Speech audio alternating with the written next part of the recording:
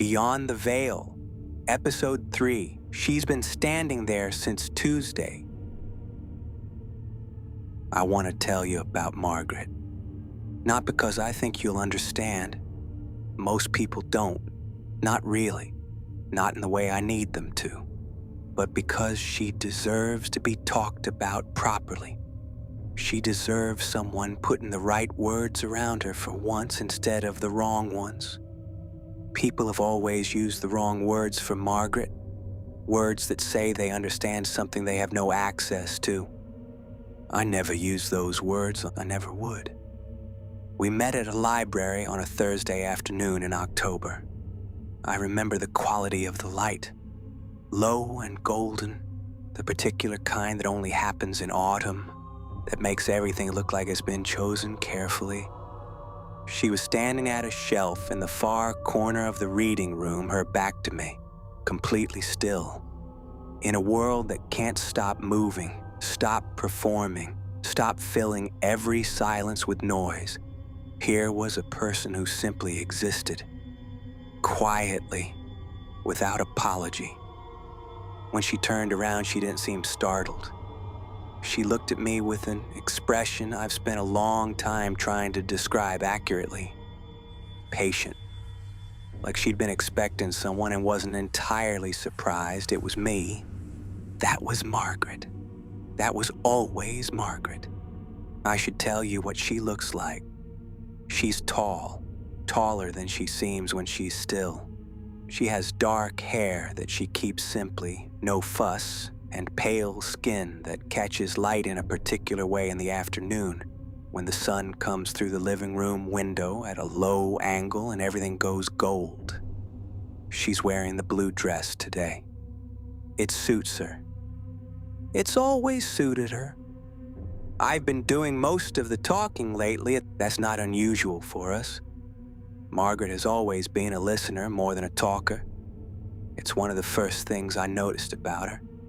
The quality of her attention. She doesn't interrupt, doesn't redirect, doesn't make it about herself. She just listens with her whole body, facing you, present, and you feel it. The difference between someone listening and someone waiting to speak. I told her this morning about the dream I had, the one about the house outside the city. Somewhere with land, with real quiet, not the city's kind. She listened the way she always does. I made her coffee, but she didn't drink it. She hasn't been drinking much lately, hasn't been eating either. I've been leaving things out for her. Fruit on the counter, a plate of something simple on the table, and in the morning they're untouched. I don't push it. I don't want her to feel monitored. She's had enough of that from other people. Her sister calls constantly. 3, 4 times a day sometimes. Different numbers now. I stopped answering the ones I recognized, so she found new ones. I let them all go to voicemail. I already know the shape of them. The same words people have always used about Margaret. The wrong ones. The ones wrapped in concern that's really just control wearing a softer coat. They never understood what Margaret and I have. Nobody did. Not really, and I stopped expecting them to a long time ago. The people in her life before me, the friends, the family, the others, they all had partial versions of her. Surfaces. The parts she allowed people to see before she knew whether they deserved the rest. She let me see the rest. I think about the library sometimes. The way she turned around and looked at me without surprise, like the afternoon had been building toward exactly that moment. The way she didn't move away when I stayed. The way she listened with that particular quality of attention that made you feel like you were the only thing in the room worth listening to. I knew that day. I knew before I knew her name. We built something in those Thursday afternoons, something real and specific and ours. The conversations, the silences between them, the way she stood in the October light and let me talk. I learned her, the real her, not the version her sister calls about, not the version that other people try to describe with their clinical language and their official documents and their insistence that a feeling isn't a feeling if it only goes one way. The real Margaret, the still one, the one underneath all the noise. The neighbors knocked on Tuesday, the Parkers from 4B, pleasant enough individually, tedious together. They said they hadn't seen Margaret around and wanted to make sure everything was all right. I told them she was resting, under the weather. She sends her regards. They seemed satisfied. People generally are when you give them the shape of an answer without the content of one. They don't want to know. They want to be reassured that they don't need to know. There's a difference, and most people will take the reassurance every time. I've been working from home this week to be close to her. I've been cooking, though she hasn't been eating. I like the ritual of it, the preparation, the attention it requires. I set a place for her at the table every evening. The alternative is eating alone with the chair across from me empty and the apartment quiet in the wrong way, and that's something I won't do. That's the one thing I won't do. So I set her place and I talk to her while I eat, and she stands in the living room in the afternoon light in the blue dress, and I tell her about my day, and she listens the way she always listens, and everything is the way it should be. The smell has been bothering me. I've checked the kitchen twice. Nothing left out, nothing gone off. I thought perhaps a pipe issue, something in the walls.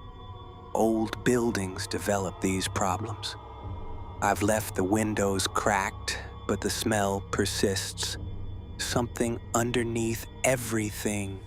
Something organic and sweet and wrong that I keep almost identifying and then losing before it becomes a thought I have to finish. I'll deal with it next week. Margaret doesn't seem bothered by it. She doesn't seem bothered by much lately, and I've been trying to take that as a good sign. The stillness that was always part of her has deepened into something more complete, more settled, and at first it worried me, but I've come to understand it differently now. I think she's at peace. I think whatever she was carrying before, the wrong words, the sister's calls, the partial versions of herself she had to perform for people who couldn't handle the real one, I think she's put it down. I think she's finally resting. I read to her in the evenings. Last night I read to her for 2 hours. My voice isn't as good as it could be. I rush sometimes, lose the rhythm. But I try. She stood in the living room and the lamp threw a warm circle of light across the floors, and she was still and present and listening. And I read until my voice went rough, and then I sat for a while in the quiet, and it was the best the apartment has felt in weeks.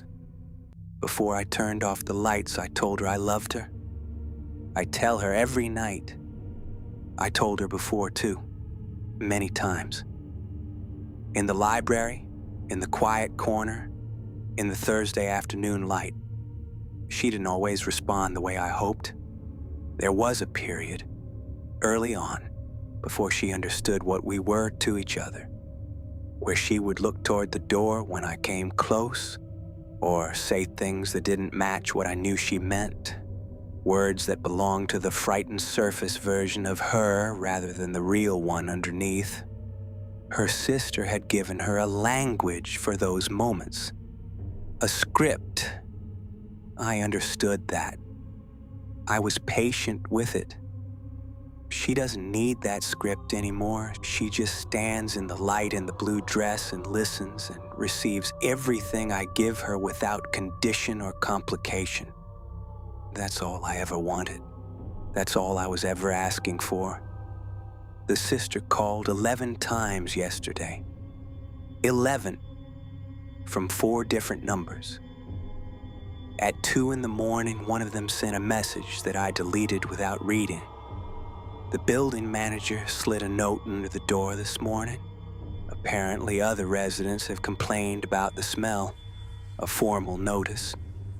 I set it on the counter next to the untouched coffee cup, and I'll deal with it when I'm ready. There's nothing wrong. Everything is exactly the way it's supposed to be. Margaret is here. She's wearing the blue dress. The afternoon light is coming through the window at a low angle, the way it did that Thursday in October when everything was gold and possible, and she turned and looked at me like she'd been expecting me. And I knew before I knew her name, before I knew anything. I knew in the way you know things that are true before you have the language for them. She's still, and she's quiet, and she's patient, and she's listening, and she's here, and she will always be here, and I talk to her, and I read to her, and I set her place at the table, and I tell her I love her every single night before I turn off the lights. Still, present, mine. She has been standing there since Tuesday.